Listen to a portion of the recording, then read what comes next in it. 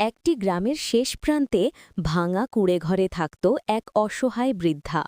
তার নিজের বলতে কেউই ছিল না। নিঃসঙ্গতা আর কষ্টেই তার দিন কাটত। একদিন সকালে কাঠ কুড়াতে গিয়ে সে দেখতে পেল একটি ছোট্ট সাদা ছাগলের বাচ্চা ঠান্ডায় কাঁপছে আর ভয়ে ডাকছে। বৃদ্ধার মন নরম হয়ে গেল।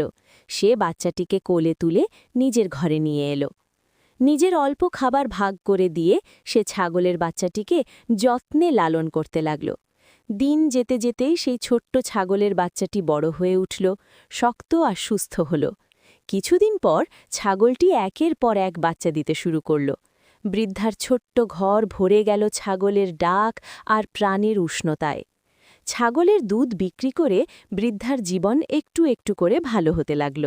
যে বৃদ্ধা একসময় ছিল একা ও অসহায়, তার জীবন ভরে গেল সুখ আর আশায়। ভালোবাসা আর যত্ন কখনোই বৃথা যায় না, এই গল্প তারই প্রমাণ।